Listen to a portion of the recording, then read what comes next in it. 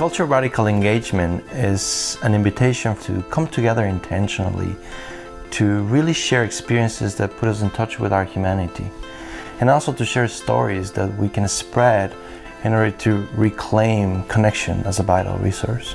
Our hope really lies in frontline movements that are fighting for racial and economic and social and environmental justice. And we want to support them with a relational culture that helps hold people together so that they can carry out this very transformative work of social change.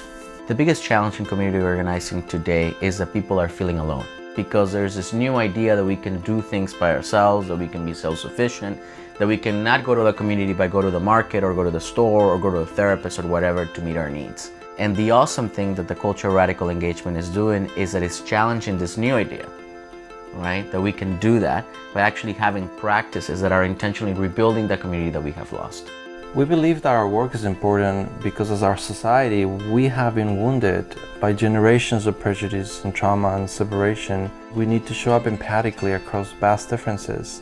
In order to do this, we really need to generate something new, which is actually quite old, really grounded in an ecological and human legacy.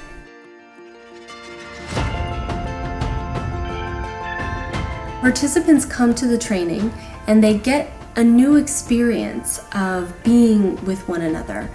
And we do this through storytelling. We tell powerful, vulnerable stories, and we do a practice we call resonance, which is responding with empathy. And this creates the possibility for a real relationship rooted in deep mutual understanding and respect, trust, and reciprocity. Participants come to understand what we mean by engaging radically with one another and what a culture of that looks and feels like. What we're also doing is building a larger community of practice where different communities are supporting one another to hold these practices in their lives and in their organization.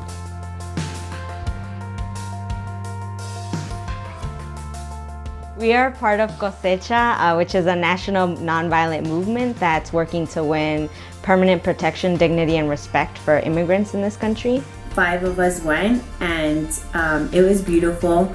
It was a moment where we were vulnerable with one another and we felt held by the larger community at the training. When we were planning for the movement, we told our stories and resonated with each other from the very beginning, which really united us as a team, even though we were coming from different places, and allowed us to be very honest with each other about the reality that we were facing now, what we might face in the future, and what we felt really needed to happen. I'm with If Not Now, which is a mass movement of Jews to end American Jewish support for the occupation. I was in a conversation with movement elder, and she said, "We use information and statistics and images, and that strategy has failed. What are you guys doing differently?" It's relational culture.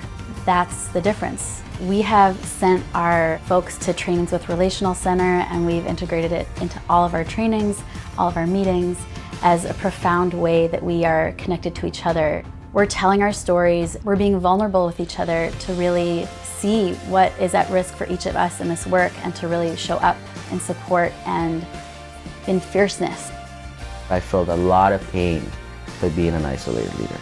I used to equate that most of the problems that I had were because of my own lack of sufficiency in myself. So what CRE has changed for me is the viewing of what are the conditions that provide health or not in an organization, or in a group, or in my life.